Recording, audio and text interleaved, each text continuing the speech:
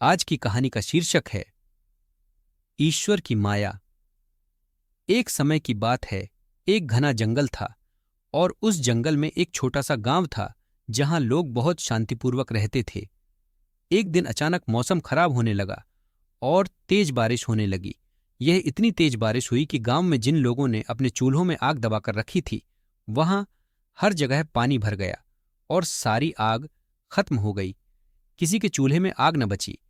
इसीलिए उस दिन किसी के घर खाना न पक सका और सभी गांव वाले फल और सूखा खाना खाकर जैसे तैसे सो गए।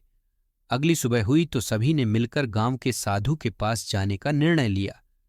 साधु एक ज्ञानी व्यक्ति थे जिनका सभी गांव वाले बहुत आदर सम्मान करते थे। सभी ने मिलकर साधु को समस्या बताई।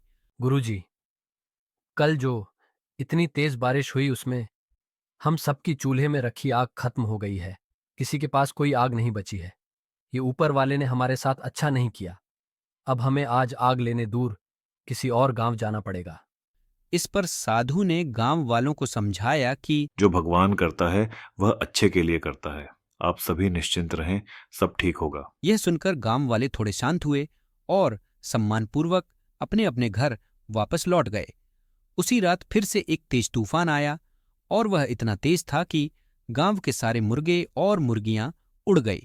साथ में सभी जानवर भी डरकर भाग गए। सुबह जब लोग उठे तो उन्हें पता चला कि उनके सभी पक्षी और जानवर गायब हैं। इस पर गांव वालों को बड़ा दुख हुआ और सभी गांव वाले फिर से साधु के पास गए और अपने दुख का कारण बताया। हे साधु, रात को इतना तेज तूफान आया कि हमारे सभी पाले हुए पक्षी और जानवर डरकर भाग गए। हमारा बहुत नुकसान। इस पर साधु ने गांव वालों को समझाया कि जो भगवान करता है वह अच्छे के लिए करता है। आप सभी निश्चिंत रहें, सब ठीक होगा। यह सुनकर गांव वाले बड़े सोच में पड़ गए और साधु से कहने लगे। हे साधु जी, पहले तो ऊपर वाले ने हमारे चूल्हों की आग बुझा दी। अब हमारे सभी पाले हुए पक्षी और जानवर भी डरकर भाग गए। इसमें अच्छा क्या हुआ? ये तो बड़ा नुकसान है। इस पर साधु बोले। यह सब ऊपर वाले की माया है, हम इसे नहीं समझ सकते। लेकिन गांव वालों को यह सुनकर भी संतुष्टि न मिली और उनका मन दुख से भारी हो गया। यह देखकर साधु से रहा न गया। उन्होंने फिर गांव वालों को सारा किस्सा सुनाया। साधु ने बहुत शांति से बताया। आप लोग गुस्से में हैं और दुखी भी, लेकिन सुनिए।